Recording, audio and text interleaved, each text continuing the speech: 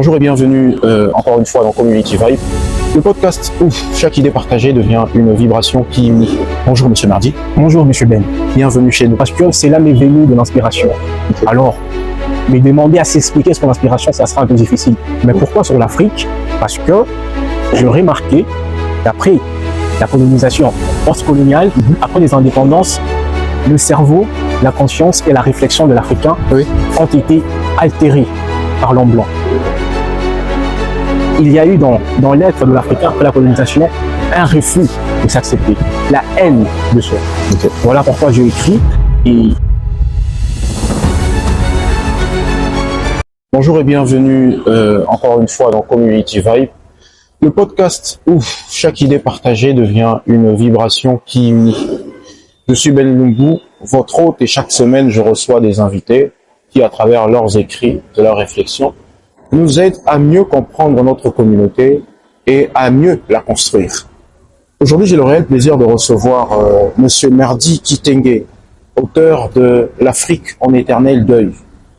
Je rappelle que c'est un recueil de poèmes et c'est avec lui que je vais explorer ce sujet et découvrir ensemble avec vous qui est l'auteur.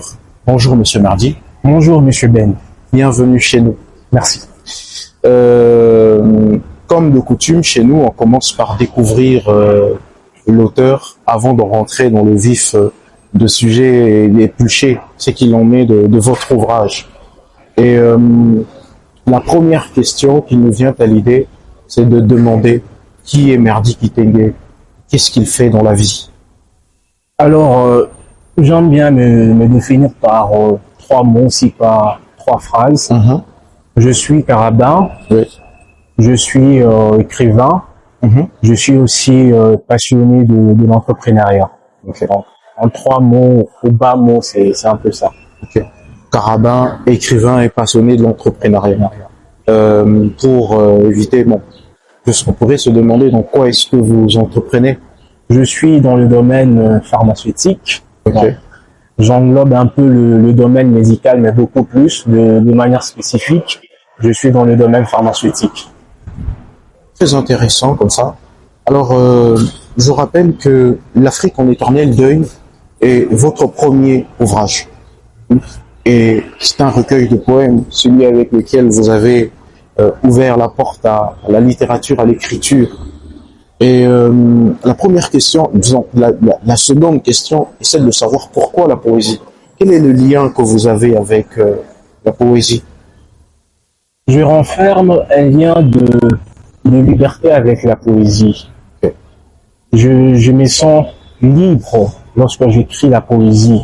Bien qu'il peut y avoir des règles qui sont liées aussi à la poésie, je me suis toujours dit, j'ai toujours cru que la poésie est cet outil, si pas un genre littéraire, qui me permet de mettre sur papier ce que le roman ne peut pas faire, ce que la nouvelle ne peut pas faire, ce que la pièce de théâtre ne peut pas faire.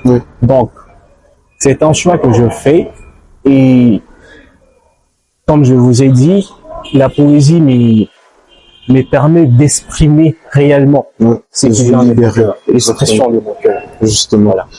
Et attaquons le titre, L'Afrique en éternel deuil. Pourquoi choisir l'Afrique et pourquoi l'éternel deuil?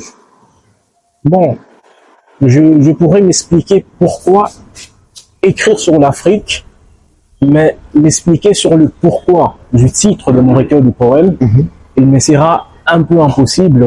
Okay. Pourquoi? Parce que c'est là m'est venu de l'inspiration. Okay. Alors, me demander à s'expliquer ce qu'est l'inspiration, ça sera un peu difficile. Mais pourquoi sur l'Afrique? Parce que j'ai remarqué qu'après la colonisation post-coloniale, après les indépendances, le cerveau, la conscience et la réflexion de l'Africain ont été altérés par l'homme blanc. Et il y a eu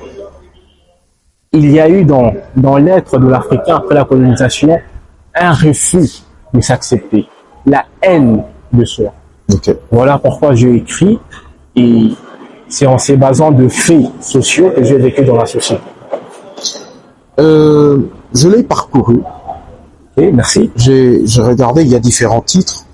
Et généralement, on dit que l'auteur est le premier fan de son ouvrage. Et puisque vous êtes le premier fan de votre ouvrage, je suis sûr qu'il y a des passages, qu'il y a un poème en particulier parmi cette série de poèmes que vous aviez écrits, qui vous intéresse, que vous avez aimé, que l'on pourrait peut-être appeler votre coup de cœur poème dans le livre. Alors, quel est votre coup de cœur poème dans ce livre? Les coups de cœur. Ouais. Wow, question difficile, hein. Coup de cœur, coup de cœur. Je ne veux pas qu'on puisse prendre le tout. Qu'on puisse prendre le tout pour le poème. Parce que c'est vrai. J'ai dégagé la même énergie pour écrire. Voilà pourquoi c'était un recueil. Oui. Mais s'il était question de vous faire encore plaisir, puisque c'est une question dont on doit répondre, Oui. je dirais que c'est le premier poème. Le premier Mon poème. ancêtre m'a dit. Ok. Le premier poème, mon ancêtre m'a dit. C'est tranchant, ça c'est partant des avis des autres. Oui. Et je le prends aussi. Vous adoptez cet avis-là. Oui, je l'adopte. Ok. Parce que ce qui est intéressant avec l'écriture, pour ceux qui sont déjà, c'est que lorsqu'on écrit, c'est vrai qu'on aime tous ce qu'on écrit, mais il y a des petites parties que l'on aime le plus.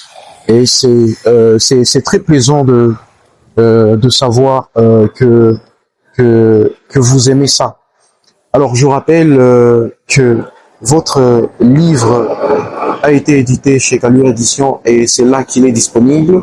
Mais on peut aussi le retrouver chez Community of Thinkers sur www.org. Community of Thinkers, c'est en ligne, je pense. Oui, vous dites? C'est en ligne. Oui, c'est en ligne. Donc les gens peuvent l'avoir en numérique là-bas et pouvoir l'acheter. Oui, ils peuvent l'avoir. Ok. Et combien il coûte en ligne? C'est à 20 000 francs. Okay. C'est à 20 000 francs. Donc à 20 000 francs le dur comme le numérique. Le numérique. Très intéressant.